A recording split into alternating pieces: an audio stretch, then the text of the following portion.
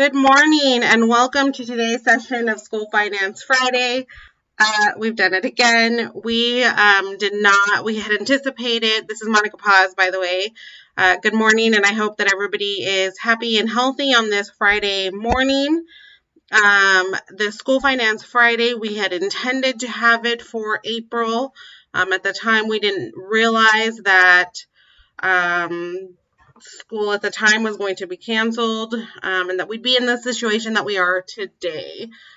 So unfortunately, we've postponed the School Finance Fridays just because it's a little bit difficult we're working from home right now. I'm home right now, so if you hear my kiddos in the background, I apologize. It's a little crazy at the Paz home. But I did want to log on. I did see that a few of you are waiting online, and I didn't want to leave you hanging. But I did want to let you know that in case you haven't already seen, we have posted guidance specific to school finance on the school finance homepage. If you go to az.gov/finance, in addition to the already posted guidance for COVID-19 on the ADE homepage, you can actually go to the ADE school finance. I'm going to just throw this guy over here and see what that looks like. If you go to az.gov/finance, you'll see not only on the home page there's a link to the posted guidance as well, but there is also in the hot topics school finance guidance for COVID-19. Go ahead and click on that guy. The hot topic will explain to you that we've created a web page similar to the one that ESS has posted, in addition again to the one that's posted on ADE's website. Click on that web page, and you've got drop downs for each of the categories for the frequently asked questions. So I would navigate to each one of these drop downs if you have questions specific to your school where school finance matters are impacted. I'm not going to go through each and every single one of these today because I do want for you to have the opportunity to read these. If you have additional questions that you feel are not answered in the posted guidance here, of course, I'm going to ask for you to send an email to the SF Analysts team at az.gov so that we can make sure to get your question answered so that we can escalate and work with the administration to get you an answer as soon as possible. I do apologize that the guidance did take a little bit longer than the rest of the departments to get posted. School finance has a big impact on some of the other units that sometimes even we don't realize, and so we had to kind of wait to make sure that we were at a place that we could release the most comprehensive guidance. So I know that wasn't exactly fun to have to wait for this guidance. It is here now. This is fluid. So if there is guidance or questions that come up and things change, we'll make sure to post those questions, or if the governor or the superintendent releases new guidance based on what they're working with CDC and other officials, we'll make sure to update this as soon as possible. Last time I did not open for questions.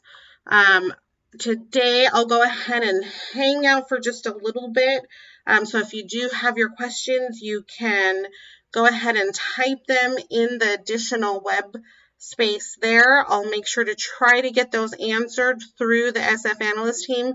Unfortunately, you will have to identify who you are, or I'll take note, and we can make sure to get your questions heard and addressed through the SF Analyst team and through the School Finance webpage.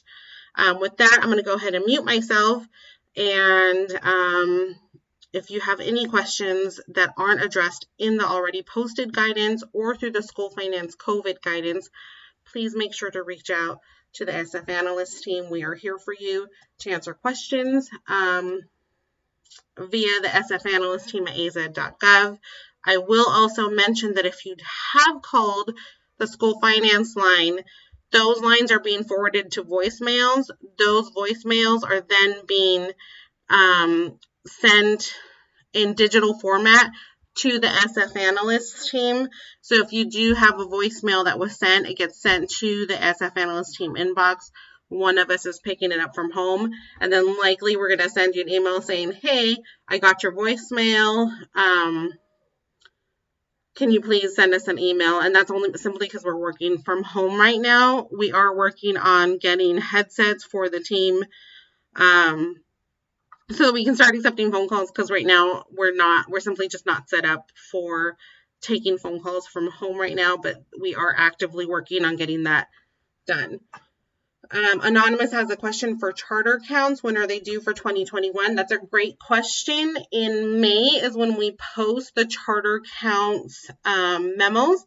And so Irene and I are actually working on the memos right now. I believe the date is typically in June for the charter estimates. I could be wrong. But the memos typically post for charter, specific to charter estimated counts, on May 1st. So keep an eye out for that. We'll make sure to post a hot topic and a link to the memos specific to charter estimated counts. Great question.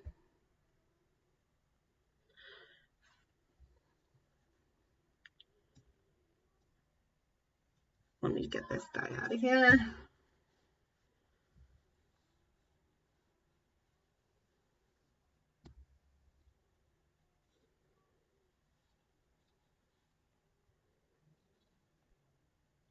Anonymous asks, what's the best way to update a profile on ADE az.gov EDD?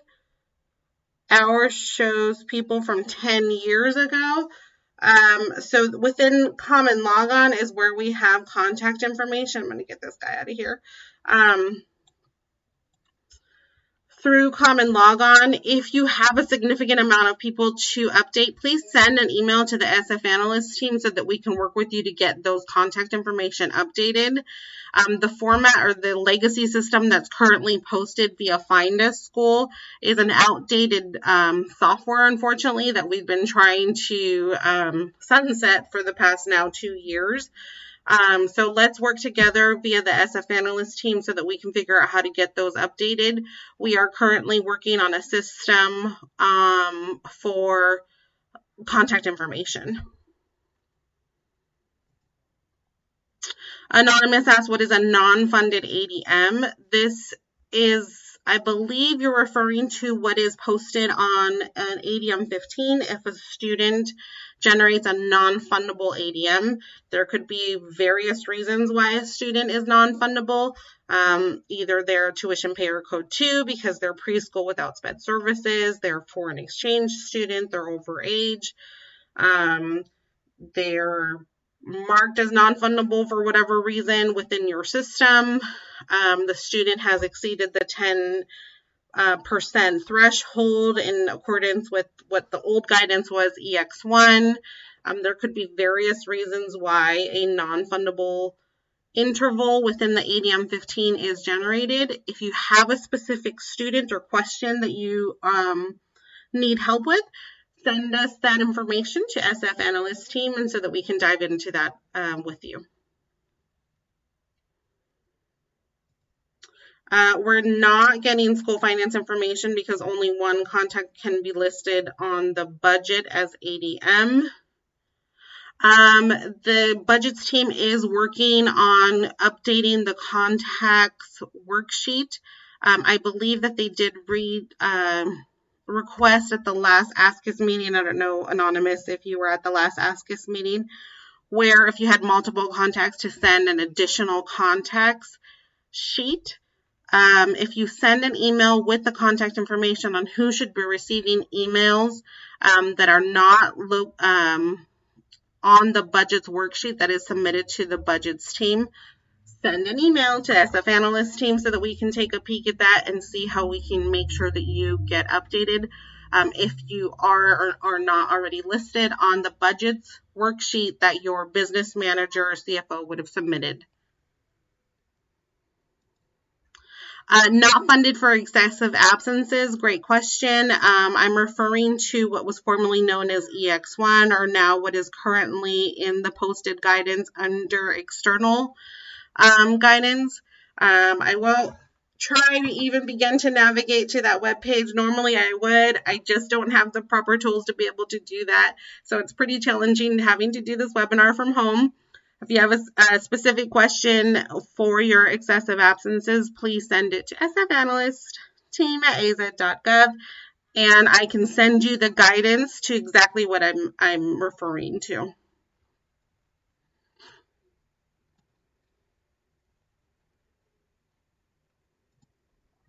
Great questions. I didn't expect to be doing a webinar today, so thank you for being so patient with me this morning. We are actively working on making sure that you have all of the guidance that you need.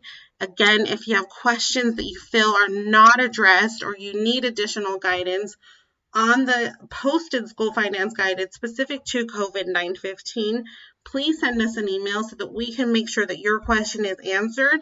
Not only can we make sure that your question is answered, Irene is actively updating this and she's notating when the update is going in here. So please make sure that you are making this webpage one of your favorites as the situation changes on a daily and sometimes hourly, it seems.